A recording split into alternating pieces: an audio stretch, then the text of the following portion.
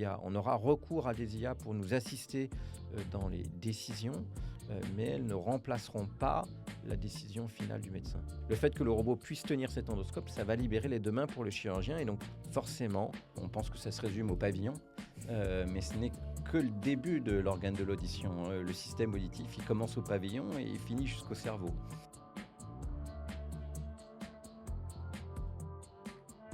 Bonjour, bienvenue sur ce nouvel épisode de Dreamcast. Aujourd'hui, j'ai le privilège d'avoir en invité le professeur Yann Nguyen, chirurgien ORL, qui travaille sur la robotique chirurgicale. Ravi que tu sois là aujourd'hui. Merci pour l'invitation. Je t'ai demandé d'apporter 3 objets. Quels sont-ils et pourquoi? Alors, on va commencer par ce premier objet qui représente une chaîne des osselets. Tu dois pouvoir la reconnaître évidemment, puisque on a eu la même formation. Et sur cette chaîne des osselets, j'ai apporté un objet supplémentaire qui est une prothèse, donc un objet qui sert à réparer finalement la chaîne des osselets, notamment dans une chirurgie que j'apprécie particulièrement, qui est la chirurgie de l'autospongiose. Tu peux nous dire un peu c'est quoi ces osselets, les 3 petits osselets? Le marteau, l'enclume et l'étrier. L'étrier qui est le plus reconnaissable des 3, puisqu'il a une forme d'étrier d'équitation. Ah ouais, c'est marrant, hein. Et alors, pourquoi ça s'est designé comme ça en fait? C'est le résultat de l'évolution et de l'évolution du système auditif, avec une chaîne des osselets qui a la capacité de transmettre des informations, des vibrations de l'air qui vont se propager au tympan, qui vont faire vibrer la chaîne des osselets, qui va elle-même transmettre cette information à l'organe de l'audition, la cochlée, et ensuite au cerveau. Et c'est à ce moment-là qu'on va entendre les sons. Mais ce qui est merveilleux dans cette chaîne des osselets, c'est qu'elle a une forme qui est assez étrange. On se dirait, pour transmettre une information, pourquoi pas avoir quelque chose d'assez simple, une tige, finalement, un clou, ou quelque chose de très droit. Mais le fait d'avoir une chaîne des osselets qui ait cette forme particulière, ça va permettre à la fois d'amplifier le son, d'une part, et puis surtout, ça va lui permettre de fonctionner à différents régimes de pression atmosphérique et de manière assez constante. Donc il faut s'imaginer que d'un jour à l'autre, la météo change, l'environnement change, on est dans une grande pièce, une petite pièce, et finalement, on entend toujours de la même manière. Et c'est grâce, en partie, à cette chaîne des osselets qui est capable de fonctionner sous de différentes manières, mais en transmettant l'information de la meilleure qualité possible en permanence. Ah ouais, c'est hyper. Du coup, en fait, oui, c'est comme un bras de levier en fait, c'est ça, c'est une sorte. Exactement. Voilà. Il y a un bras de levier qui multiplie par 3 l'énergie entre entre 3 et 5 fois entre le marteau et l'étrier. Ça, c'est la première chose. La deuxième chose, c'est qu'on a un rapport de surface entre le tympan et la platine, le tympan qui n'est pas représenté ici, qui serait sur le marteau, et la platine de l'étrier, un rapport d'au moins 1 pour 10, qui fait que l'énergie va aussi se concentrer sur la platine de l'étrier, exactement de la même manière que lorsqu'on utilise un clou. La tête du clou est relativement large par rapport à la pointe, et quand on vient taper avec le marteau, toute l'énergie de la tête est transmise en une pointe très fine, et c'est ça qui permet au clou de rentrer dans le bois. Cette amplification aussi existe pour la chaîne des osselets. Super.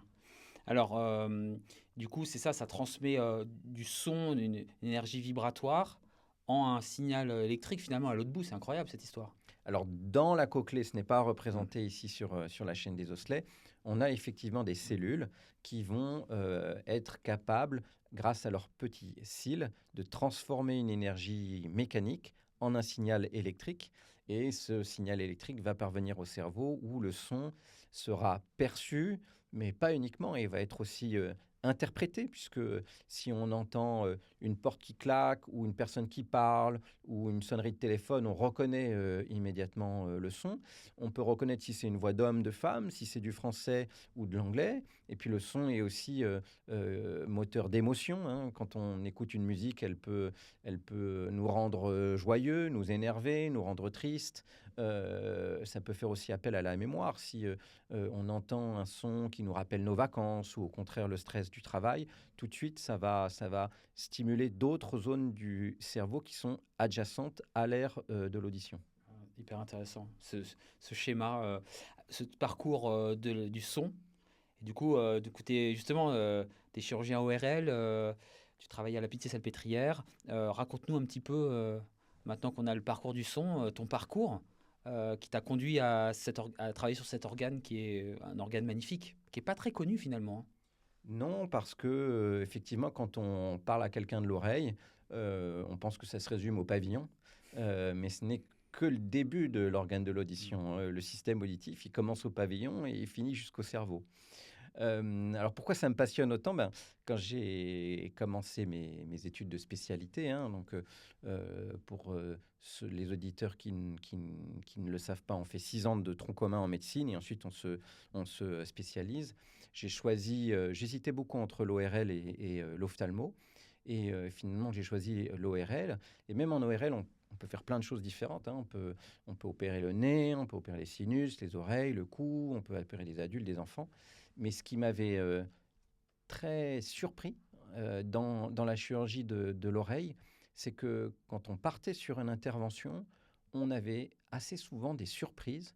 Et en cours d'intervention, on devait parfois changer de stratégie, réfléchir à différentes manières de réparer les lésions, alors que les plans, finalement, n'avaient pas été envisagés avant l'intervention. Et en cela, c'était assez différent de d'autres spécialités chirurgicales dans lesquelles j'avais été en stage, où il n'y avait pas tellement de surprises au bloc opératoire. Il y avait évidemment des difficultés techniques à réaliser l'intervention, mais tout était planifié à l'avance et tout se réalisait, entre guillemets, comme prévu, comme planifié pendant l'intervention. Alors qu'en chirurgie de l'oreille, les examens qu'on a à notre disposition, notamment le scanner et l'IRM, ne nous permettent pas toujours de bien analyser la situation de départ. Et donc, c'est pendant l'intervention qu'on prend des décisions. Et voilà. Et même avec beaucoup d'expérience, c'est encore des choses que l'on fait au quotidien. Donc, finalement, il n'y a pas de routine dans cette chirurgie. C'est ça qui m'a passionné et qui m'a motivé à me lancer dans cette carrière. Alors, du coup, l'oreille, ça s'opère comment? Ça s'opère avec un microscope? Qu'est-ce que tu utilises comme outil actuellement? Alors là, les structures qu'on voit sont de très grande taille, hein, évidemment, mais l'étrier, le plus petit osselet du corps humain, il ne fait que quelques millimètres. Ces dimensions ne font que quelques millimètres. Donc, effectivement, on a besoin de microscopes pour amplifier la vue au moins une vingtaine de fois. Et donc, la chirurgie de l'oreille appartient au domaine de la microchirurgie, comme l'ophtalmologie, comme la neurochirurgie, comme la chirurgie reconstructrice. Voilà, c'est pas propre à l'autologie, mais on travaille sur des toutes petites structures. Oui. Et ton deuxième objet? Mon deuxième objet. Mon deuxième objet, c'est un cadeau pour toi, Julien. Bah merci. Ah, trop beau. Une trousse avec des objets à l'intérieur, avec donc C'est une trousse qui est floquée du logo de l'IHU Reconnect. Donc l'Institut Reconnect, qui est un IHU nouvellement créé, qui a été créé en novembre 2024 et qui regroupe des médecins et des chercheurs dans le but d'améliorer la prise en charge des troubles de l'audition et des troubles de la communication avec, tu vas le voir, de quoi prendre des notes, un stylo et surtout une petite multiprise pour recharger toutes sortes d'objets connectés et justement pour reconnecter, améliorer ta communication avec autrui. J'en ai besoin. Merci beaucoup. Donc, à l'IHU, juste pour les gens, IHU, c'est les cycles de quoi? Alors, IHU, c'est Institut hospitalo-universitaire. Donc, le but de l'IHU, c'est de mettre sous une même thématique des chercheurs et des médecins au service du patient avec Le but, c'est d'accélérer en fait la recherche parce que pendant longtemps, les chercheurs étaient dans des labos, les médecins étaient dans les services hospitaliers avec des patients demandeurs d'innovation, d'amélioration de la qualité des soins.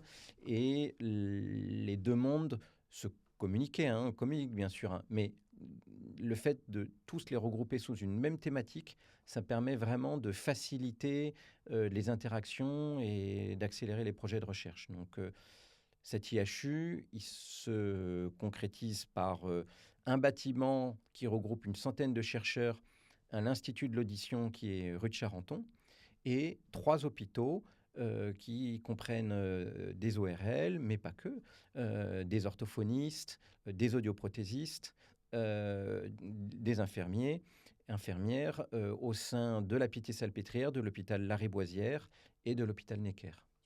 Ouais, c'est tout cet écosystème qui est important pour le patient dans sa démarche de soins. C'est pas que il va rencontrer souvent une équipe complète en fait. C'est ça. C'est pas uniquement on voit l'acte chirurgical comme ça. On en parlera robot, oui. Mais c'est tout cet ensemble d'équipes en fait qui est important à prendre. Exactement. On essaye d'effacer un peu les frontières entre le chercheur et le médecin. Autrement dit, le médecin ne fait pas que soigner, il fait de la recherche.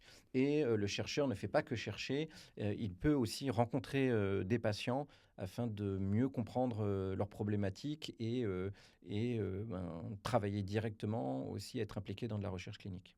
Ok, super. Et donc, c'est des financements publics ou c'est public-privé? Comment ça se passe Alors, il y a plusieurs tutelles qui sont à l'origine de cet IHU. Tout d'abord, l'Institut Pasteur. L'Institut Pasteur qui est dans le 15e, donc pas très loin de tes locaux. Fondation pour l'audition, qui est aussi un acteur essentiel et qui sponsorise des projets de recherche et des projets sociétaux en lien avec les troubles de l'audition. L'Université de Paris, l'AP-HP et l'INSERM. Donc vraiment des acteurs majeurs de la recherche et du soin qui se regroupent sous la même bannière. Bon, ok, on va un petit peu justement détailler tes projets de recherche passés, présents et futurs, et aussi ton activité quotidienne médicale. Ton troisième objet, je crois qu'il y a juste une petite... Qu'est-ce que c'est le troisième objet ? Troisième objet, j'aimerais te remontrer à la fin de l'interview parce qu'il sortira un petit peu du cadre professionnel et ça permettra de nous mettre dans une ambiance un petit peu plus détendue. Ça marche. Ok. Alors Yann, raconte-moi un petit peu aujourd'hui. Donc tu es chirurgien otologie, chirurgien ORL spécialisé, chirurgien qui est surspécialisé dans une sous-spécialité de l'ORL, une surspécialité. Raconte-moi un petit peu ton quotidien entre la recherche, ton activité clinique et l'enseignement. J'ai une position d'hospitalo-universitaire, donc je suis professeur. Donc ça, c'est une position qui est assez confortable puisque dans mes missions, j'ai des missions de soins, mais surtout des missions de recherche et d'enseignement avec un temps qui est sanctuarisé pour cela. Donc cela veut dire que chaque semaine, j'ai du temps pour aller au laboratoire, faire des expériences, échanger avec des étudiants sur des projets de recherche, à la fois pour des demandes de financement, mais aussi pour relire des articles, discuter des données. Donc, et tout ça se fait au sein de l'Institut de l'audition. Donc, on a un labo dans lequel on a un prototype du robot que j'utilise aussi au bloc opératoire. On a accès à des pièces anatomiques qui nous permettent de développer des nouvelles techniques chirurgicales ou de tester des nouveaux dispositifs médicaux. En gros, tu peux faire des dissections sur des gens qui ont donné leur corps à la science. En fait, en gros, c'est ça. Enfin, les pièces chirurgicales pour le... Exactement. Voilà, c'est ça. Oui, c'est des pièces de cadavres. Voilà, dissection réelle, c'est ça. Pour parler simplement.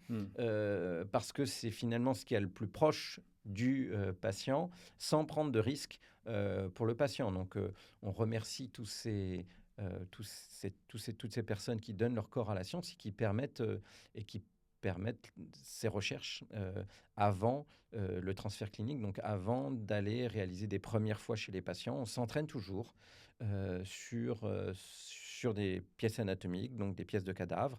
On passe parfois, ce n'est pas toujours le cas, en transition par des modèles animaux. C'est une recherche qu'on limite le plus possible pour diminuer la souffrance animale, mais parfois c'est indispensable pour prouver l'innocuité ou l'efficacité d'un traitement ou d'une technique chirurgicale avant d'aller chez le patient. Donc voilà, tout ça, ce sont des choses qui sont possibles à l'Institut de l'audition sur différents types de modèles. Alors, moi, raconte-moi la première fois que tu as utilisé ton robot et tu nous expliqueras la genèse, ton travail de thèse. D'ailleurs, quand moi, j'étais à Bichat, je te voyais encore au laboratoire et pour les derniers réglages, je me rappelle, il y a quelques années. Raconte-moi la première fois que tu as utilisé ce robot pour une oreille d'humain. La première fois, raconte-nous un peu l'état dans lequel tu étais. Alors, c'était en février 2018. J'ai plus la date exacte en tête, mais c'était je crois, vers le 20 février 2018. La veille, on s'était entraîné, on avait fait une dernière répétition, bloc opératoire. J'avais demandé à l'équipe du bloc de rester.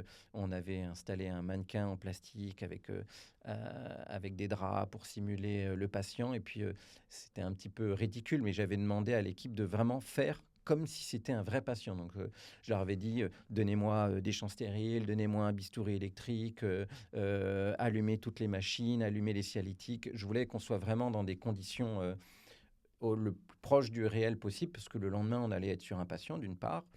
Il y avait pas mal de spectateurs, d'autre part, pour cette première chirurgicale. Et enfin, il fallait que ce soit un succès, puisque en cas d'échec, c'est un peu comme un lancement d'une fusée. On se souvient plus souvent des premiers échecs que des premières réussites. Et donc, on avait commencé par un cas relativement simple, qui était la pose d'un aérateur transtympanique. Okay. Donc, pour nos auditeurs qui ne savent pas ce que c'est qu'un aérateur transtympanique, lorsque des enfants, le plus souvent, ou des adultes, ont de l'eau derrière l'oreille, derrière le tympan, on vient faire un petit trou dans le tympan et on vient mettre un petit tube en caoutchouc ou dans une autre matière qui permet d'aérer, de ventiler l'air par l'extérieur et non pas par la trompe de Stache, par le nez, comme ça se fait quand les gens sont en bonne santé. Donc évidemment, j'y reviendrai, mais c'est un projet qui avait duré déjà une quinzaine d'années et on ne développe pas un robot pour réaliser un geste chirurgical, entre guillemets, aussi simple et trivial. Mais pour nous, c'était important que la première soit un succès. En cas de complication ou d'échec de la première, ça aurait été trop compliqué à gérer par la suite. Et donc finalement, le geste a été très court. Il a duré à peu près 2 ou 3 minutes à peine. Hein. C'est le temps qu'il faut pour poser un aérateur quand le patient est endormi. C'est relativement simple. Mais c'était très émouvant parce que dans la salle, tous les ingénieurs qui avaient participé au projet pendant des années étaient là. Et puis, c'était surtout l'aboutissement d'une feuille blanche et de 13 ans, pas tout à fait 15, mais 13 ans de recherche. 13 ans de recherche, 13 ans de travail sur lesquels il y a eu de très nombreux acteurs qui avaient participé. Moi, je n'étais que l'un d'entre eux. J'ai été un peu le fil conducteur du projet puisque j'étais là au départ et que les gens se sont succédés et tous ne sont pas restés tout au long du projet. Ce projet, il avait été initié par mon patron à l'époque qui s'appelle Olivier Sterkers, un chirurgien otologiste et qui avait compris un peu avant tout le monde l'intérêt de la robotique pour améliorer cette microchirurgie. Et donc, quand on a fait cette première, voilà, c'était très émouvant. On s'est dit, ça y est, ça fait 13 ans qu'on s'imaginait vivre cet instant. Et là, on y est. On a un robot qu'on a développé pour nos patients, pour la chirurgie de l'oreille, qui a toutes les autorisations nécessaires pour pouvoir être utilisé chez un patient. Et on fait la première et on va pouvoir commencer toutes les chirurgies plus complexes pour lesquelles le robot va vraiment être mis en valeur. Donc, c'était assez émouvant. Oui. Donc, ensuite, aérateur. Donc, robot, qu'est-ce qui t'apporte maintenant au quotidien Est-ce que tu t'en sers toujours Tu as d'autres projets Il y a quel est l'avenir quel est le présent et l'avenir de ce robot? Écoute, la dernière fois qu'il a servi, c'était ce matin, pas plus tard que ce matin. Donc, il sert pas tout à fait au quotidien, mais quasiment. Je dirais qu'il sert quasiment 3 jours par semaine sur 5 dans notre bloc opératoire pour différents types de chirurgie. Il avait été imaginé pour réaliser toutes les chirurgies de l'oreille. Donc, il est essentiellement utilisé en Europe pour la pose d'implants cochléaires. Donc, c'est des petites prothèses électroniques qu'on met en place dans l'organe de l'audition, dans la cochlée, dans le petit escargot, lorsque les gens ont une perte, une surdité profonde, une perte totale de l'audition. Je vais récupérer pour montrer en live. Voilà, donc c'est une petite prothèse que tu mets dans l'oreille ici, là. Ouais. Oui, dans l'oreille interne. Dans l'oreille interne, au niveau de la cochlée. Et cette prothèse va venir stimuler électriquement les fibres du nerf auditif. C'est une oreille artificielle, mais cette prothèse, elle doit être mise en place de la manière la plus délicate possible. Et ça, c'est grâce à la robotique qu'on y arrive le mieux parce que le robot ne tremble pas, le robot n'est jamais fatigué. Le robot est toujours concentré, le robot se déplace très lentement, il peut faire insérer l'implant à des vitesses ultra basses de 0,1 mm par seconde. Donc, c'est des vitesses qui sont inatteignables par la main humaine de manière continue. Donc, ça, c'est la première application du robot.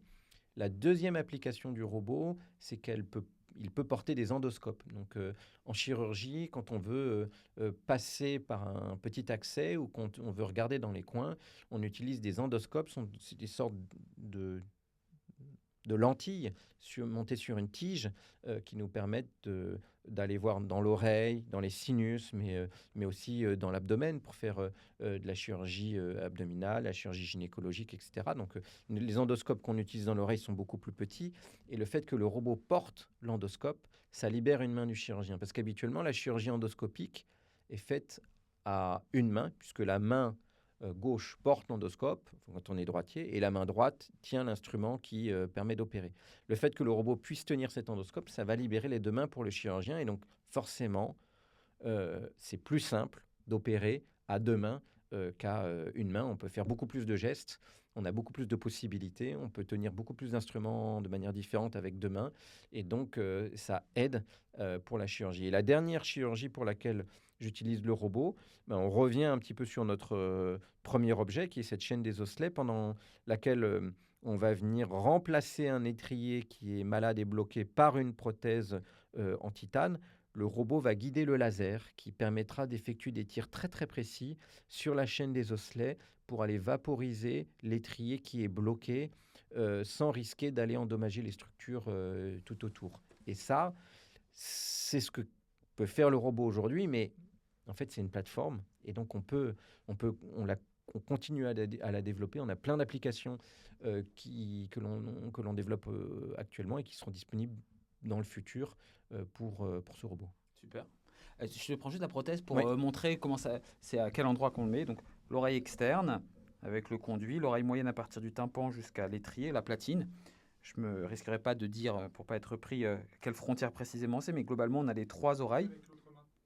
On a la trompe de stage qui est ici, trompe de stage qui va au nez, on a évoqué tout à l'heure, qui ventile et qui permet de... Et donc, du coup, en fait, tu vas glisser ce petit piston en titane, c'est quasiment la taille, c'est quasiment c'est rigolo, c'est quasiment à l'échelle. Donc, ça continue de vibrer quand il y a un petit osselet qui est bloqué par une maladie qu'on appelle l'autospongiose. Finalement, l'oreille, c'est... Toi, comment tu vois l'épidémiologie de l'oreille, les pathologies début du siècle, maintenant, les futures pathologies?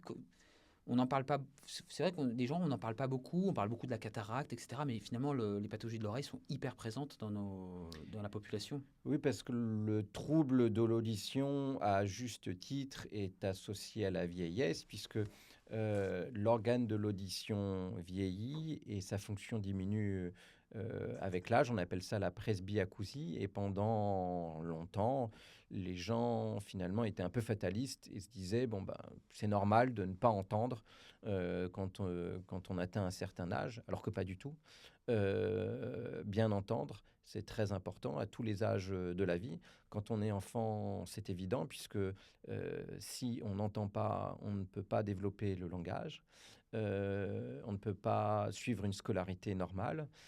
Lorsqu'on est d'un âge un petit peu plus avancé, ben, l'audition, c'est important pour communiquer au quotidien, que ce soit dans ses loisirs, en famille ou au travail. Et même lorsque l'on a fini sa carrière professionnelle, continuer à entendre est primordial pour garder du lien social, pour continuer à avoir des activités en dehors de chez soi, pour continuer à être autonome, pour continuer à parler avec sa famille. Donc à tous les âges, c'est vraiment critique d'entendre. Alors, on parle beaucoup d'intelligence artificielle, on en reparlera tout à l'heure un petit peu plus vers la fin de l'interview sur le vieillissement et sur la presbyacousie, on parlera un petit peu des aides auditives. Moi, je voulais juste qu'on revienne un petit peu au robot, à l'intelligence artificielle, puisque le robot, c'est la partie, le hardware, quoi, c'est la partie technique, mais qui est pilotée par un logiciel. Oui. Est-ce que tu peux nous en dire un petit peu plus sur justement le logiciel, la gestion Alors aujourd'hui, on n'est pas sur un robot à proprement parler au sens scientifique du terme, dans le sens où la machine que j'utilise n'est pas dotée d'autonomie. Elle est à tout moment pilotée par le chirurgien. Et cela pour plusieurs raisons. Premièrement, pour des raisons techniques. C'est beaucoup plus simple que le chirurgien soit en permanence en commande. Et d'autre part, pour des raisons éthiques et réglementaires, le chirurgien, c'est lui qui est le garant du soin. C'est lui qui est acteur avec le patient de la relation médecin-malade. C'est une relation entre un médecin et son patient, et donc pas de relation tripartite avec un robot ou une société tierce avec qui on ferait une sorte de décision commune au cours d'une consultation. Et donc, donc en cela, le robot que j'utilise on appelle ça un télémanipulateur, c'est-à-dire il est en permanence piloté.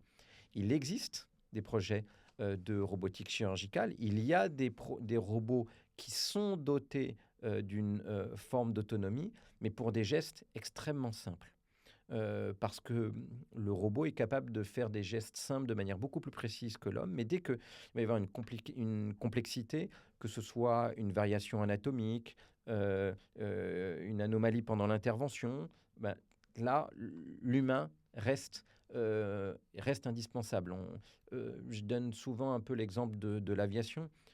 On a des systèmes de pilotage automatique qui sont extrêmement avancés, qui, dans certaines conditions extrêmement normales, pourraient presque faire voler l'avion seul, ou en tout cas aussi bien sinon mieux que le pilote. Mais en fait, le pilote est toujours là puisque il doit être, c'est lui qui est responsable des passagers, c'est lui qui peut parer à toute situation inattendue, et ça, une machine ne le peut pas aujourd'hui. Tu vois plus... oui, ça, c'est vraiment que... on n'est pas encore le remplacement du médecin. Non, on en est très loin. On n'est ni au remplacement du médecin, ni au remplacement du chirurgien. Je pense que l'intelligence artificielle sera un assistant à la décision. Mais comme aujourd'hui, on a des assistants à la connaissance. Ce que je veux dire par là, c'est qu'il y a une époque où tout médecin devait avoir un savoir encyclopédique, devait connaître tout sur tous les livres de médecine, etc. Alors que maintenant, finalement, c'est plus ce qu'on demande à un médecin. On lui demande de pouvoir trouver une information pertinente très vite, et on a des bases de recherche qui sont l'équivalent de Google, mais pour les médecins, qu'on appelle PubMed, par exemple, où là, on peut aller chercher des informations très précises sur des cas rares, et aucun patient ne nous en voudra, notamment s'il a une maladie complexe ou rare, d'aller chercher de l'aide ou des connaissances ailleurs. Et donc, je pense que dans le futur, ce sera la même chose avec les IA. On aura recours à des IA pour nous assister dans les décisions, mais elles ne remplaceront pas la décision finale du médecin. Alors, la question pour les jeunes, comment pour former les jeunes en tant que professeur, pour la décision chirurgicale ou pour l'acte chirurgical, comment tu vois un peu les jeunes générations arriver, qui voient le robot comme le truc à tout faire? Comment ça se passe vis-à-vis de ton enseignement chirurgical? Alors, c'est très variable suivant les internes. Il y a des internes qui, entre guillemets, n'y croient pas du tout, c'est-à-dire qu'ils pensent que le robot va uniquement rester cantonné à des centres d'excellence et que finalement, il se destine à une activité plutôt de ville et donc ils n'auront pas accès à ces nouvelles technologies. D'autres, au contraire, s'imaginent ou ont plutôt pris conscience des enjeux, à mon avis, et se disent, il est indispensable que je me forme, que je maîtrise ces outils, parce que ce sera un atout supplémentaire pour ma carrière, pour mes patients, et donc il faut profiter justement de cette période où on est encore dans une phase émergente pour prendre de l'avance, ou en tout cas ne pas rater le train en marche. Entre un chirurgien extrêmement expérimenté et un très jeune qui utilise le robot, si on fait un battle, tu vois justement ces deux tableaux? Oui. Eh ben c'est une très bonne question, parce qu'en fait, sur un geste qui va être, entre guillemets, simple, qui va pas nécessiter ni d'expérience, ni de, on va dire, capacité intellectuelle, ça veut rien dire, parce que, mais en tout cas, d'expérience, le jeune, avec le robot, fera mieux qu'un chirurgien expérimenté, parce qu'à partir du moment où on a un robot qui dépasse les limites physiologiques humaines, en termes de précision, en termes de vitesse, en termes de suppression du tremblement, même un chirurgien expérimenté ne peut pas rivaliser avec le robot. Et donc, ce qui est vrai, c'est qu'on a tendance à gommer les différences entre un jeune chirurgien et un chirurgien expérimenté lorsqu'il utilise le robot. Et c'est plutôt une bonne chose, parce que, premièrement, ça réduit la courbe d'apprentissage. Et deuxièmement, ça standardise et augmente la qualité du soin pour le patient. Autrement dit, quand j'insère un implant avec le robot, ou quand un de mes chefs de clinique utilise le robot pour insérer un implant, il y a très peu de différence en termes de qualité du geste pour le patient. Donc, et ça me rend aussi très heureux, parce que c'est aussi le but de la robotique. Si on s'imagine la robotique comme l'objet qui permettra uniquement de faire les chirurgies les plus complexes et exceptionnelles, on se trompe. Au contraire, le but de la robotique, c'est d'améliorer toutes les chirurgies du quotidien et d'emmener plus rapidement tous les chirurgiens, bon, débutants c'est un grand mot, mais les chirurgiens, on va dire intermédiaires, à un niveau très expérimenté sur un laps de temps beaucoup plus court. Standardiser une courbe d'apprentissage très difficile. Tout à fait. Il peut y avoir justement de la iatrogénie. Oui, exactement. Oui, parce que évidemment, on ne le dit pas assez, mais pour toutes les chirurgies, il y a une courbe d'apprentissage. Cette courbe d'apprentissage, elle varie selon les chirurgies, mais pour avoir étudié la question, dans l'autospongiose, on connaît précisément la réponse, c'est 41 chirurgies en moyenne. Mais on a regardé pour d'autres chirurgies, de d'autres spécialités, et globalement, la courbe d'apprentissage d'une technique est entre 40 et 50 chirurgies. Et donc, ça veut dire que c'est un peu tabou, mais oui, il y a des patients qui payent un peu les pots cassés. Donc, quand c'est fait dans le cadre d'un centre hospitalo-universitaire où il y a un couple junior-senior, et avec un senior qui peut toujours parer à la faute ou rattraper les petites erreurs avant qu'elles deviennent catastrophiques, cette courbe d'apprentissage, elle peut se faire sans perte de chance pour le patient. Mais voilà, dans d'autres cas, effectivement, c'est pas toujours le cas. Et justement, ces interventions sur l'oreille, elles vont augmenter en termes d'incidence et de quantité, puisqu'il y a un vieillissement de la population, un accroissement de la population globale. Tu l'as dit tout à l'heure, avec tous les âges. Alors oui, je pense pas. C'était une question. Non, je pense pas, parce qu'en fait, plusieurs choses. Premièrement, si on se retourne vraiment dans le passé lointain, ça veut dire une centaine d'années. Avant l'avènement des antibiotiques, on avait beaucoup de problèmes d'infection d'oreilles, d'otite, qui pouvaient dégénérer en méningite. Et donc, finalement, une simple otite pouvait nous tuer. Ce qui, heureusement, plus le cas aujourd'hui. Il y a eu une meilleure prise en charge de toutes les otites des enfants, que ce soit par les pédiatres, par les médecins généralistes, par les ORL. Et donc, il y a beaucoup moins de complications et donc moins d'otites chroniques que par le passé. Donc ça, c'est une première chose. Concernant l'autospongiose, c'est une maladie avec un fond génétique dont on ne sait pas trop quel est l'événement déclencheur, mais une des hypothèses serait que une des prédispositions génétiques et des événements comme une infection par certains virus comme celui de la rougeole pourraient développer l'autospongiose.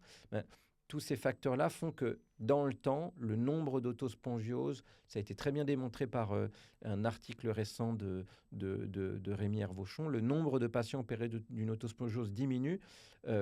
Premièrement, probablement par un brassage des populations qui font que la mixité génétique fait que les gens sont moins susceptibles de développer une autospongiose, et d'autre part par la vaccination et contre la rougeole qui diminue l'incidence de cette infection. Donc ça, c'est pour ces cas-là. Mais par contre, tu as raison de le dire, la population vieillissante et le vieillissement entraînant une aggravation des troubles de l'audition, le nombre de patients ayant un problème d'audition augmente dans le temps. Donc le nombre de patients ayant une presbyacousie augmente dans le temps. Aujourd'hui, le traitement de la presbyacousie, il n'y a pas de traitement spécifique de la presbyacousie, il n'y a pas de chirurgie de la presbyacousie, il n'y a pas de médicaments de la presbyacousie. Il y a énormément de recherches qui sont faites sur le sujet, mais ce n'est pas d'actualité. Mais tous ces patients sont soit réhabilités par un appareillage auditif, des aides auditives, soit lorsque les aides auditives ne fonctionnent plus, on peut mettre un implant cochléaire. Donc l'aide auditive, on va la placer dans le conduit auditif externe et elle va amplifier les sons, pas de manière absolue ou égale, mais elle va amplifier les sons en s'adaptant à la perte auditive du patient. Donc c'est vraiment une aide personnalisée avec des réglages qui sont faits par les audioprothésistes. Et depuis le reste à charge zéro qui a été mis depuis quelques années en place, on a une meilleure prise en charge par la sécurité sociale de ces aides auditives, et c'est une très bonne chose pour la population française. Oui, bien sûr, parce que ça joue sur la santé sociale, sociabilité, sur tous les aspects de la santé selon la définition de l'OMS.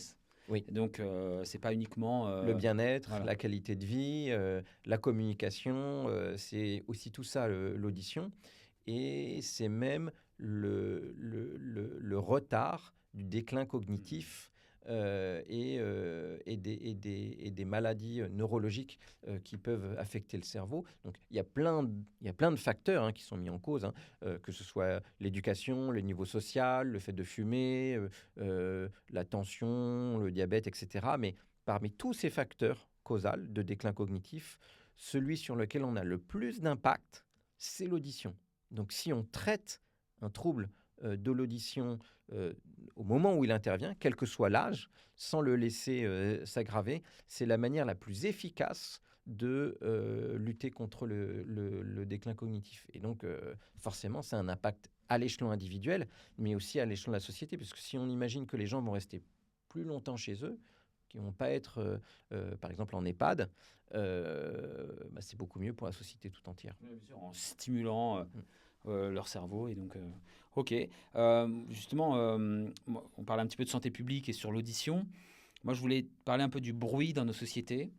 Je me fais toujours la remarque, dans les transports en commun, on a un bruit assourdissant, stressant. Qu'est-ce que tu penses des mesures qu'on voit en discothèque avec des petits... Qu'est-ce que tu penses du bruit, l'impact du bruit au quotidien? Alors, l'impact du bruit, c'est un peu triste, mais en fait, il a été démontré scientifiquement. Ouais, Donc, il y a une étude qui a été faite dans les années 80, il me semble, au Chili, Cette étude a comparé l'évolution de l'audition de deux populations qui avaient le même fond génétique. Donc, ils partaient vraiment des mêmes caractéristiques de naissance, pour faire simple. Mais il y avait une partie de cette population qui vivait sur une île où ils avaient une vie plutôt paisible, rurale, pas tellement d'activité. Et en face, sur la côte, une vie urbaine, donc bruyante dans tous les sens du terme. Tu l'as très bien décrit, que ce soit les bruits de la circulation des transports, le bruit des restaurants, le bruit de la vie en collectivité. Et il a été démontré que l'audition, passé un certain âge, était plus dégradée dans la population qui avait une vie urbaine. Donc la ville a un impact négatif sur le vieillissement auditif, oui. Du coup, les jeunes générations, par rapport à leurs écouteurs, les streamings, on te pose probablement souvent la question en consultation. Alors, bon, c'est vrai que depuis l'avènement du Walkman dans les années 80, on s'imaginait que la génération Walkman aurait des problèmes de surdité beaucoup plus importants que les populations antérieures. Ce n'est pas tout à fait le cas, mais il faut savoir quand même que les troubles de la communication dans le bruit augmentent. Et donc, ce sont ce qu'on appelle des surdités cachées, où en fait, l'audition, les tests auditifs conventionnels ne vont pas montrer une atteinte de l'audition, mais des tests de dépistage de l'audition dans le bruit, eux, vont montrer une moins bonne communication dans le bruit. Et ça, c'est le résultat, entre autres, de micro-agressions sonores cumulées tout autour de la vie, que ce soit par les transports, que ce soit par le travail, mais aussi par les loisirs, les sorties en discothèque, boîte de nuit, tu l'as dit, ou dans les bars, mais aussi l'usage intensif des écouteurs de téléphone portable. Il y a une réglementation européenne qui protège nos concitoyens de cette énergie sonore excessive.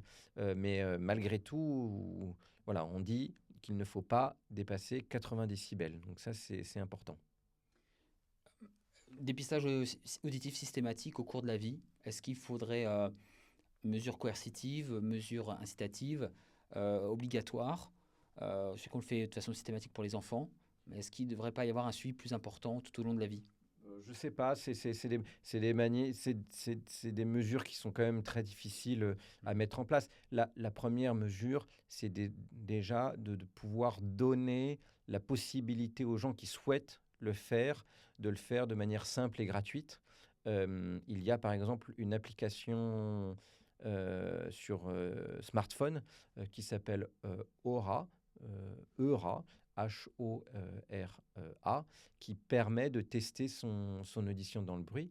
Et donc, c'est déjà un premier élément qui permet soit de se rassurer complètement, qui permet de se monitorer au cours de la vie. On peut tout à fait utiliser cette application et faire un autotest tous les 2 à 3 ans. Et en cas d'anomalie, ça peut inciter à aller consulter chez un ORL. Alors après, le test pourra être positif ou négatif, mais au moins, voilà, ça donne un élément d'information pour les patients. Et on peut aussi se faire dépister chez des audioprothésistes. Il y a des campagnes de dépistage, et surtout la médecine du travail aussi propose des tests de dépistage auditif. Quant à le rendre obligatoire pour toute la population, non, ça me paraît pas une mesure prioritaire par rapport à d'autres problèmes de santé, notamment le dépistage du cancer ou autre, bien sûr. Est-ce que tu penses qu'il y a, je dirais pas suffisamment, mais est-ce que tu penses que les pouvoirs publics, est-ce qu'il y a suffisamment d'informations dans le domaine public pour l'audition? Ou est-ce que justement tu trouves que, tu vois, que c'est passé, alors qu'on parle d'audition, c'est passé au silence? Euh, Il y a des campagnes qui sont faites. On le voit notamment, par exemple, en boîte de nuit. On peut, quand on rentre en boîte, avoir des protections auditives gratuites. Donc ça, c'est plutôt une bonne chose. Alerter un petit peu plus la population sur les problèmes de l'audition, oui, mais c'est comme tous les problèmes de santé publique. il faut fixer des priorités parce que si on donne trop d'informations aux gens, le message est brouillé, il devient inefficace. Moi, je prêche à fond, bien sûr, pour l'audition, pour la préservation de l'audition, mais je reste aussi médecin et je me dis que voilà, il y a des enjeux de santé publique majeurs, autres que l'audition sur laquelle il faut mettre la priorité, ne serait-ce que la pratique du sport, l'alimentation, l'arrêt de l'alcool et du tabac. Voilà. Donc, si déjà on cochait toutes ces cases, là, je serais d'avis qu'on s'attaque à l'audition, mais il y a d'autres cases prioritaires à cocher avant. Et d'ailleurs, scientifiquement, qu'est-ce qu'on a prouvé justement sur l'alcool, le tabac, le sport et l'alimentation sur justement l'audition? Est-ce que ça préserve ou est-ce que c'est indépendant? On a démontré que le tabac était nuisible pour l'audition, que le tabac et le bruit avaient des effets cumulatifs. Donc, ne fumez pas en boîte de nuit, j'ai envie de vous dire. À côté de l'enceinte. Et pour ce qui est de l'alimentation, tous les problèmes de microcirculation, que ce soit lié au cholestérol ou au diabète, vont entraîner un vieillissement prématuré de l'audition. Mais voilà, pas à ma connaissance, mais on pourrait regarder sur PubMed après cette émission, pas de lien entre la préservation de l'audition et l'activité sportive. Mais bon, ça pourrait sembler logique, mais quand on préserve sa santé. Mais voilà, j'ai pas lu spécifiquement d'article à ce sujet. Moi, c'est un truc qui me vient comme ça. Est-ce que tu te rappelles, on parle des jeunes, du bruit, etc., que dans certains magasins, ils mettaient du son très aigu que les jeunes pouvaient entendre uniquement pour les faire partir, pour justement ne pas faire rentrer ces jeunes-là. Que ce soit des jeunes ou des animaux nuisibles. Hein, voilà, c'est ça. Puisque tu fais bien de le rappeler, on peut l'expliquer pour nos auditeurs. On perd de l'audition très très vite dans la vie. Dès l'enfance, on commence à perdre de l'audition sur des fréquences très aiguës. Au-delà du 8, 10 000, 12 000 Hertz. Donc c'est des fréquences vraiment très, très, très aiguës. Et donc, les patients jeunes ou les enfants peuvent entendre ces sons très aigus, alors que dès qu'on a passé l'âge de 25 ans, déjà, on ne les entend plus. Et donc, de cette manière, oui, on peut rendre une ambiance désagréable en mettant des sons aigus pour des enfants. Oui. La cochlée, c'est comme un piano, c'est ça. Et puis, il y a les touches très aiguës, les touches graves. Et ouais, donc en fait, les cellules aiguës sont plus fragiles finalement. Les cils doivent être plus... Elles sont plus fragiles. Il faut rappeler à tout le monde que... en début d'émission, on avait parlé de cellules qui avaient des cils qui étaient capables de transformer les vibrations de l'air en un signal électrique. On n'a que 3600 cellules qui sont capables de faire ça dans chaque oreille. C'est très très peu en fait. Si par exemple on compare ça à la rétine, on a une centaine de millions de bâtonnets de cellules qui vont pouvoir capter la lumière au niveau des yeux. Au niveau de l'oreille interne, c'est uniquement 3600. C'est tellement peu que dans certaines études de recherche, on les compte une par une pour voir l'efficacité d'un traitement. Et donc, à la cellule près, on peut voir la toxicité ou au contraire la préservation d'un médicament sur un modèle de surdité ou de maladie. Mmh. Les progrès réalisés, donc on parlait d'implants cochléaires. Bien sûr, ça pose la question du transhumanisme. Oui. De l'humain amélioré. Oui. Et d'ailleurs, c'est un parallèle entre l'humain qui est aidé par le robot, et puis qui donne à un humain qui est aidé par aussi notre machine. Enfin, ça fait une espèce de parallélisme. L'oreille, finalement, on le fait depuis longtemps. Les implants cochléaires, tu peux nous raconter un petit peu l'historique des implants cochléaires, passé, présent, futur? L'implant cochléaire, au départ, il résulte d'une découverte un peu inattendue, une forme de sérendipité. C'est-à-dire qu'on avait un chirurgien français qui opérait un patient qui avait une oreille qui avait été extrêmement abîmée par une infection. Il avait un cholestéatome. Donc, pour faire simple, l'os de son oreille avait été rongé par une infection. Et dans cet os passe aussi un nerf qui est responsable de la mobilité du visage qu'on appelle le nerf facial. Et donc, ce patient-là avait une paralysie du visage. Et le chirurgien, à l'époque, s'est dit, si avec une petite électrode, j'envoie un courant électrique dans la région du nerf facial, peut-être que je vais pouvoir remobiliser le visage paralysé de mon patient. Et donc, il voulait initialement traiter le patient de cette paralysie faciale. Et au moment où il a envoyé le courant électrique, le patient qui était sourd depuis longtemps a entendu un son. Et donc là, ils ont été évidemment très surpris de ce qui s'était passé, mais ils ont compris qu'une stimulation électrique au contact de l'organe de l'audition de la cochlée, même si elle ne fonctionnait plus, permettait de stimuler le nerf auditif et de créer une sensation sonore pour le patient. Donc ça, c'était en 1957. Et donc, Il s'appelait comment, lui? Journo et Eris.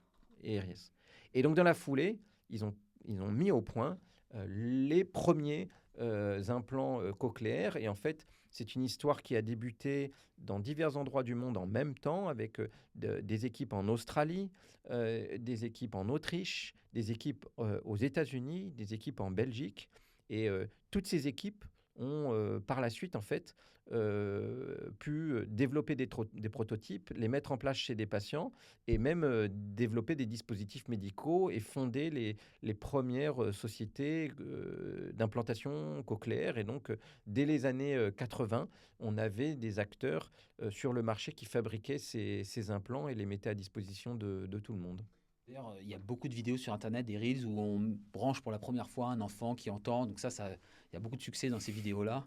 Il y a combien d'implants cochléaires en France tous les ans? Entre 1500 et 1700 par an, aux alentours de 1500 par an. C'est très peu.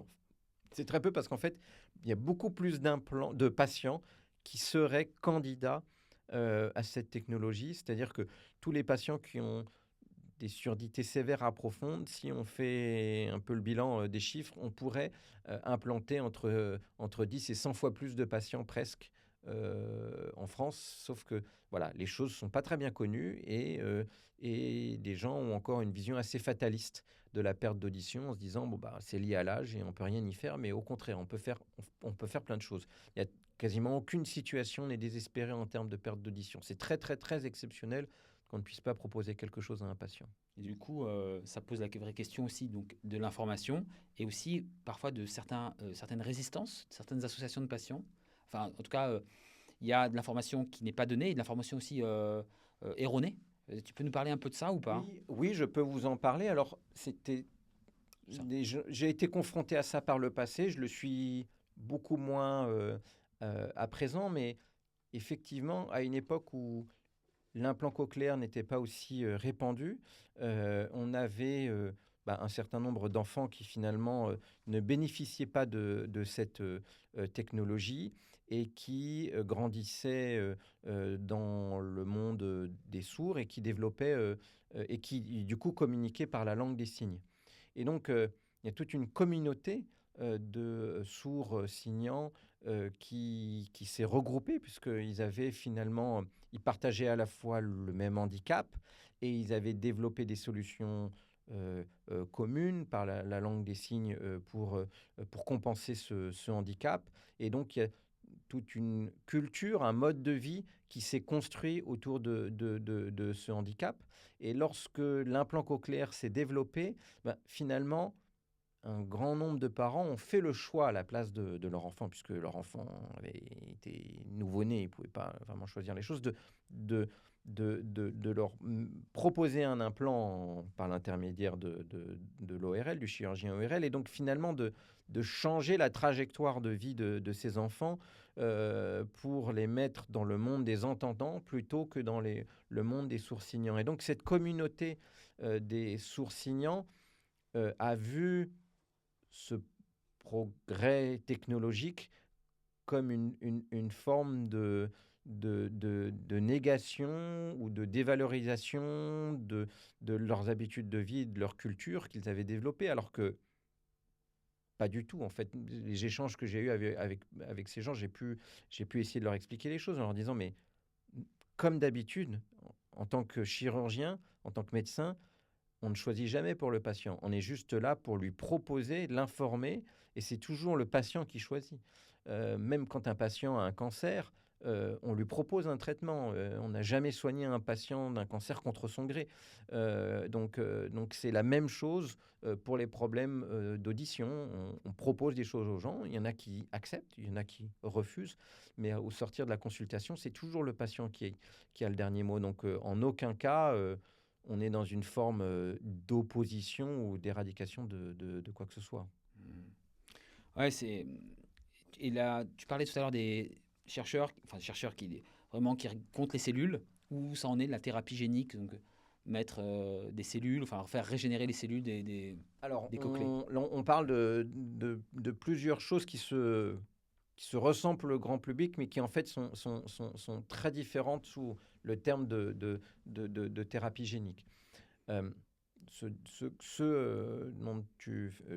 les technologies dont tu parles là, c'est de la régénération, c'est-à-dire de se dire, on va d'une manière ou d'une autre faire repousser des cellules, puisqu'on en a, on a dit, on en a que 3600, donc quand on les perd, elles ne se réparent pas. On va essayer de les régénérer, soit en apportant des cellules souches, c'est des cellules du corps humain qu'on a au stade embryonnaire et qu'on garde aussi à l'âge adulte, mais qui perdent leur capacité avec le temps de se transformer en toutes les cellules du corps. Donc ça, c'est les cellules souches, soit en envoyant des messages chimiques à l'oreille interne pour recréer des nouvelles cellules ciliées. Oui, d'accord. Donc, on se remet un peu dans le contexte. Ouais. C'est vraiment les cellules qui sont dans l'organe de l'audition. Et ça, en fait, on n'y arrive pas trop encore. Ah, c'est un peu décevant, mais on arrive à recréer des cellules ciliées, mais on n'arrive pas à les reconnecter au reste du système auditif. Donc, cette solution universelle qui serait, il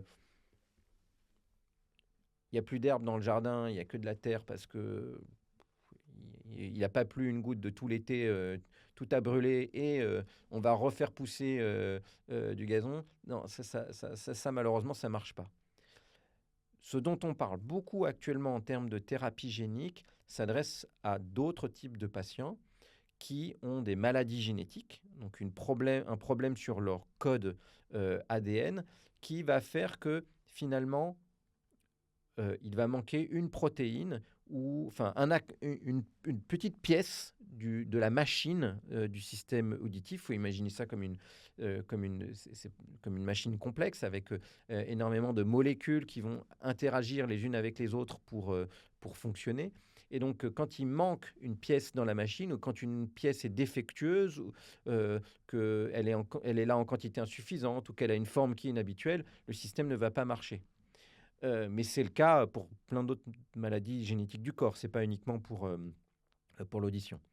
Et donc, pour un certain nombre d'enfants qui ont une mutation du gène de l'autoferline, c'est une petite protéine qui est située dans les cellules ciliées, lorsque l'on leur donne ce gène, ça a été fait sur des modèles animaux, d'où l'importance malheureusement de passer parfois par des modèles animaux. On a prouvé la fiabilité sur des modèles animaux et ensuite on a testé depuis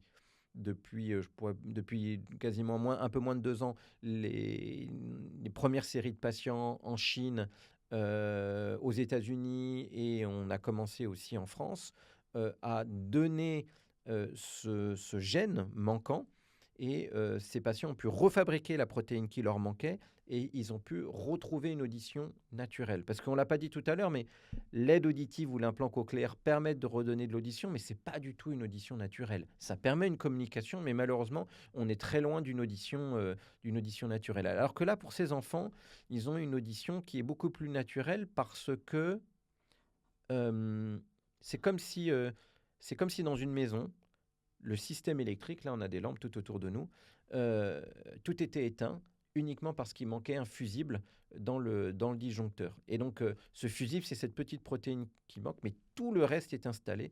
On apporte le fusible et tout d'un coup, hop, tout marche d'un coup d'un seul. C'est pas comme dans la première idée que tu as évoquée, où là il faut tout refaire. Il faut refaire le disjoncteur, il faut refaire le saigné pour les câbles, il faut réinstaller les prises électriques, les ampoules, on refait tout à zéro. Là, on en est très loin. Mais quand on a un défaut ponctuel, on arrive à le traiter aujourd'hui. Intéressant. Et les implants du tronc, il y a des implants du tronc cérébral où on va directement connecter une électrode sur le système nerveux central. On en est où? Ça marche pas très bien pour plein de raisons. La première, c'est que on a très peu de patients qui bénéficient d'un implant du tronc et donc finalement, toutes les stratégies de codage et de réglage n'ont pas pu être développées de manière aussi fine que pour les patients qui ont un implant cochléaire. Quand on parle de nombre de patients qui ont un implant cochléaire dans le monde, on est à plus d'1 million de patients. On a atteint le chiffre d'1 million, je crois, il doit y avoir 2 ou 3 ans déjà. Alors que quand on parle de patients qui ont un implant du tronc, je n'ai pas les chiffres exacts en tête, mais on doit être au bas mot à 1000 patients dans le monde, peut-être tout au plus. Donc, c'est beaucoup plus faible. Là où, par contre, les projets vont être relancés, c'est sur des implants corticaux. Donc, des implants qu'on ira mettre directement à la surface du cerveau au niveau des aires auditives. Ça fait partie des projets de l'IHU Reconnect.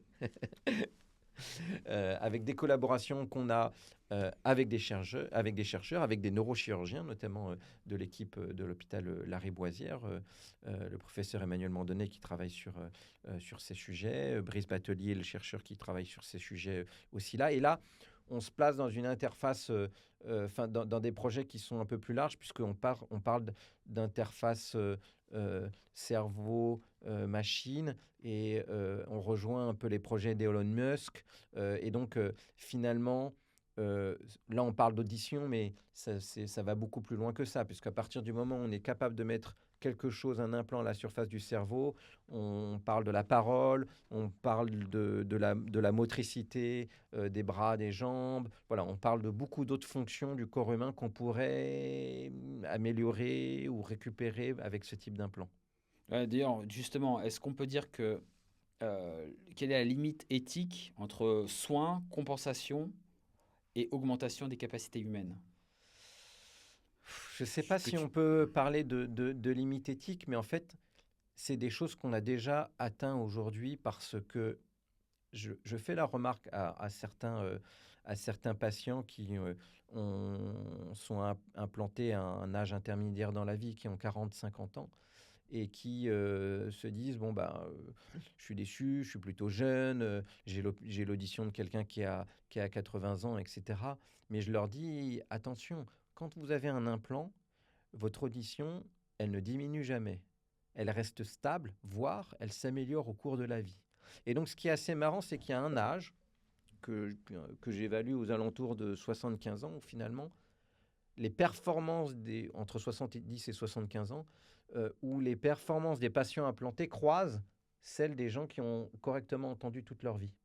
Et donc finalement, passé un certain âge, les gens qui sont implantés, qui étaient sourds profonds, donc qui étaient dans une situation de handicap, se retrouvent avec une meilleure audition que des gens qui ont bien entendu toute leur vie, évidemment qui ne portent pas d'appareil. Avec les appareils, on arrive à les améliorer. Mais là, on parle de fonctions très basiques de l'implant, entre guillemets, qui est juste l'audition. Mais quand on voit ce qu'est capable de faire un smartphone, quand on voit le travail qui est fait sur les aides auditives, ça va d'abord passer par l'aide auditive, mais ça va passer aussi par l'implant.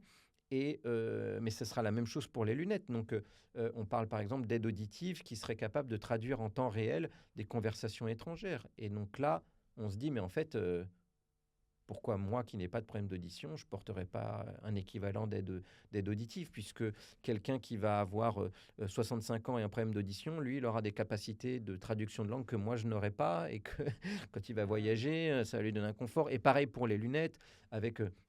on peut imaginer de la projection d'informations visuelles dans les lunettes pour un GPS ou autre. Donc, Ouais, c'est ça. Et du coup, est-ce que tout ça, on a parlé des sociétés, on a parlé de la société, des sociétés et des médecins. Est-ce que où on doit garder le plus possible notre indépendance? Tu as parlé du duo médecin-patient. Est-ce qu'on n'est pas justement des gardiens des limites éthiques?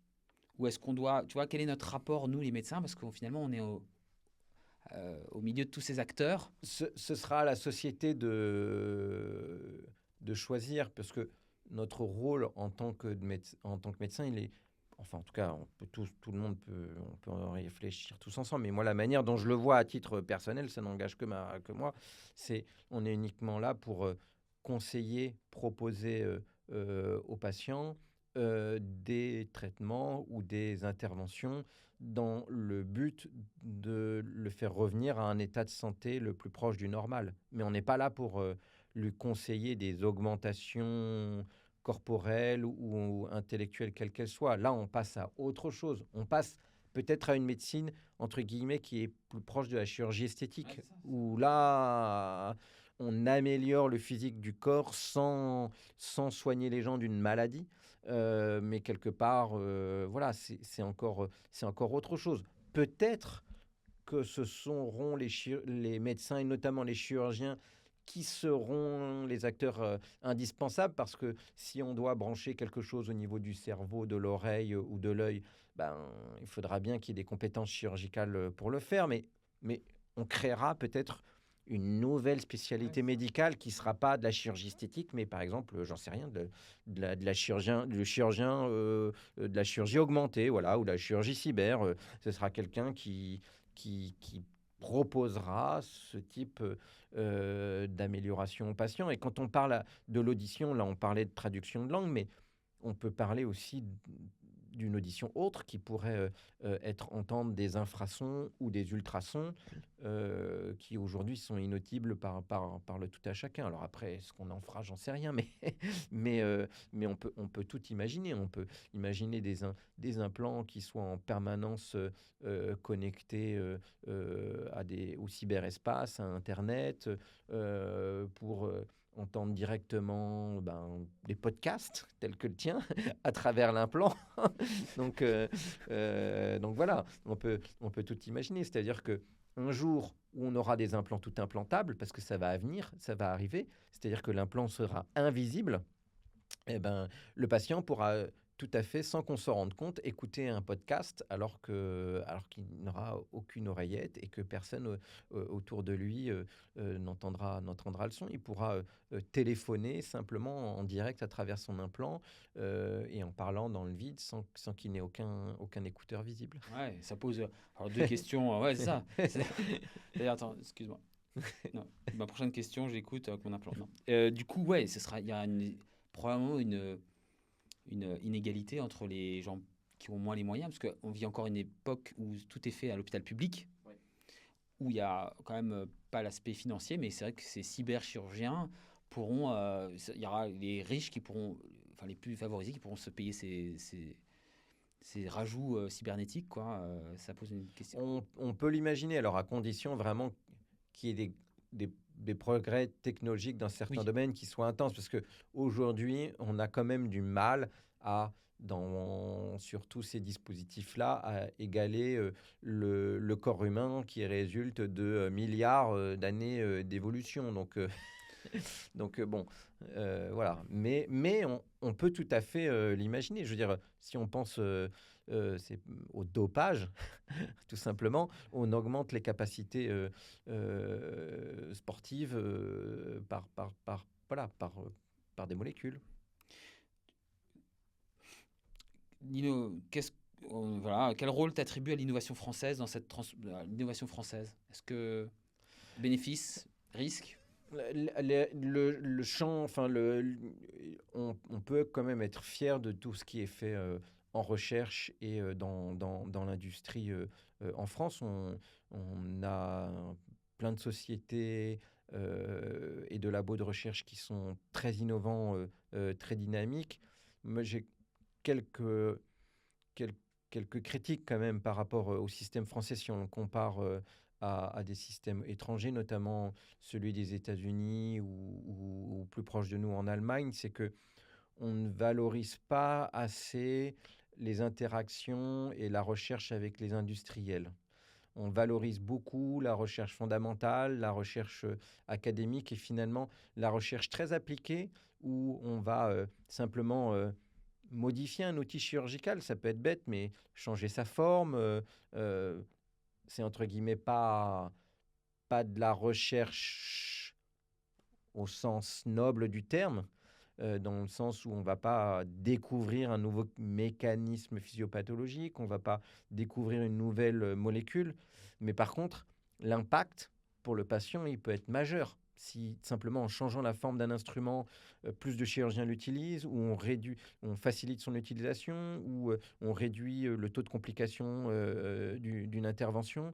Et ça, c'est souvent difficilement publiable, et c'est pas forcément valorisé par nos carrières, alors que le retour sur le patient peut être important. Et ça, c'est des choses qui sont beaucoup plus valorisées dans d'autres pays, comme en Allemagne et aux États-Unis. Donc ça, c'est une première critique. Et après, une deuxième critique, mais plutôt à l'échelon européen, c'est la lourdeur de la réglementation, notamment pour le dispositif médical et la réglementation MDR. Donc, je pense que tu as pu recevoir Laurent Castillo il y a quelque temps dans ton podcast, et qui est très au fait de ces problèmes. Il est vraiment en fer de lance pour tenter d'améliorer la compétitivité française et européenne sur le sujet. Mais pendant longtemps, les normes les plus difficiles à vaincre, c'était ce qu'on appelle les normes FDA, Food and Drug Administration. Donc, quand on arrivait à autoriser un produit aux États-Unis, c'était vraiment le Graal, c'était vraiment le plus difficile. Et maintenant, finalement, c'est en Europe que c'est le cas. Et donc, il y a beaucoup de recherches qui avancent plus vite aux États-Unis parce que les règles sont parfois moins contraignantes. Alors, évidemment, il y a des limites à mettre en place parce qu'il ne faut pas faire n'importe quoi. Les patients ne sont pas des cobayes.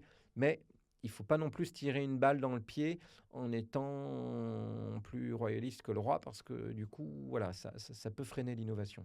On salue Laurent Castillo qui est député européen et qui fait souvent des apparitions pour justement ça, la réglementation, la souveraineté, enfin dans tout ce qui est dispositifs médicaux. Et voilà, on le salue.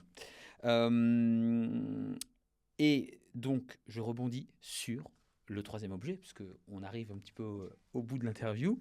J'aurai quelques petites questions encore après, mais bon, on a balayé un petit peu le champ et je suis très content d'avoir fait ce champ. On pourrait en reparler. On pourrait en parler pendant pas mal de temps. Il y a pas mal de choses que j'ai sautées.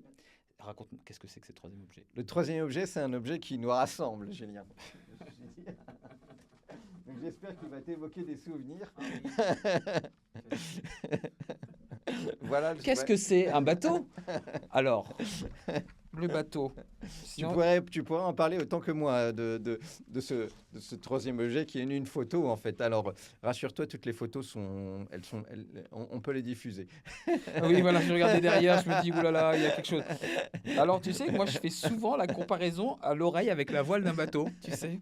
On va en parler pour ça. Probablement qu'on fait la même métaphore en consultation, puis après on dira la vraie raison. Je dis souvent que le tympan, c'est comme une voile, et puis quand elle est rétractée, dans les poches de rétraction, tout à l'heure, tu parlais des cholestéatomes, je dis, il y a la voile qui tape contre le mât, et du coup, le tympan ne ventile pas trop. Donc voilà, c'est peut-être pour ça. Alors, c'est aussi un autre catamaran qui n'a pas mis la voile, là, du coup, qui a une perforation tympanique, pour lequel on prend des petits bouts de cartilage pour réparer. Bon, effectivement, en fait, ça me rappelle... un séjour, on va dire, qu'on a passé ensemble. Et entre collègues, médecins, et dans lequel tout le monde s'est bien amusé. Et je pense que c'est important de garder cet esprit de camaraderie entre collègues médecins pour entretenir une forme de confraternité dans notre métier qui est en fait très utile pour nos activités professionnelles, pour nos relations au quotidien à l'hôpital, et puis aussi qui bénéficie aux patients, puisque quand on a des bonnes relations entre médecins, ça facilite l'adressage des patients, la prise en charge commune et les échanges. C'est bienfaisant. On peut dire que c'était il y a combien de temps? Donc ça s'appelait l'Hippocup. C'était une course, on a parlé avec Paul Gougy, cancérologue à la Pitié-Salpêtrière d'ailleurs. C'était à combien de temps? Et je crois que l'édition qu'on a dû faire ensemble, ça devait être 2011, quelque chose comme ça, entre 2011 et 2013. Voilà, c'est ça. Ouais. Et c'était en Guadeloupe. Voilà, Guadeloupe, parce que moi T'as fait trop d'éditions. Non, j'en ai fait que 2. Non, j'en ai fait 2. D'ailleurs, parce que c'est très difficile en termes de rythme de sommeil. On fait la fête, c'est 400 médecins quasiment qui font une course avec 40 bateaux. Oui.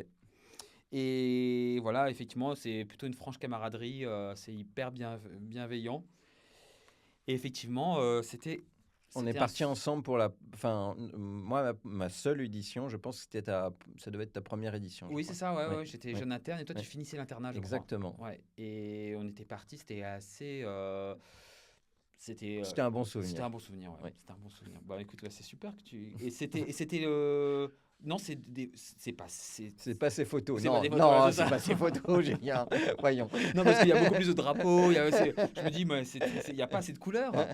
Non, mais c'était super sympa. C'est vrai qu'effectivement, on en parlait avec Paul, c'est les salles de garde, le côté humanité médicale, qui en fait peut-être se perd un petit peu avec le temps, je sais pas. Enfin, en tout cas, le fait qu'on se connaisse, voilà, c'est les rencontres humaines et au-delà des intelligences artificielles, des robots, des super logiciels, il y a surtout, ça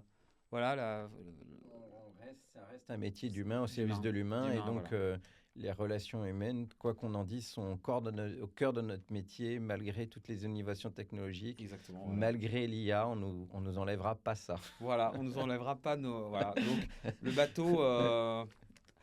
D'ailleurs, c'est super le bateau, mais attention au coup de soleil, ça tape. On fait un peu de prévention ORL pour les petits carcinomes de la peau.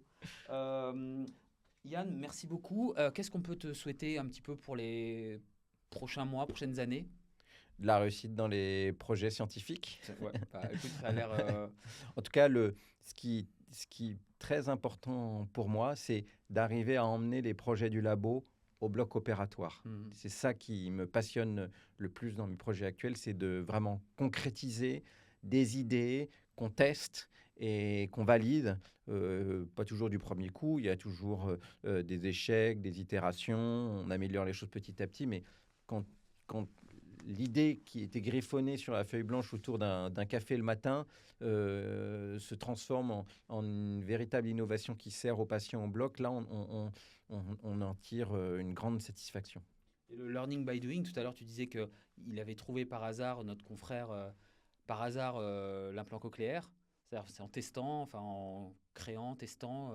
Tout à fait. Le bloc opératoire, c'est là où on se pose les questions, c'est là où on rencontre nos succès, nos échecs, et c'est ça qui est vraiment le terreau fertile pour l'innovation. Donc, c'est un aller-retour permanent entre la clinique, le labo et le retour à la clinique. Il faut dire que l'organe sensoriel de l'oreille, c'est une porte d'entrée peut-être sur justement toutes ces structures cognitives qu'on a évoquées, les émotions, la mémoire. Le futur est déjà en marche et que j'espère qu'il sera le meilleur pour les patients et pour nous les médecins. Oui, le plus agréable possible. Le plus agréable possible. Merci. Merci Julie.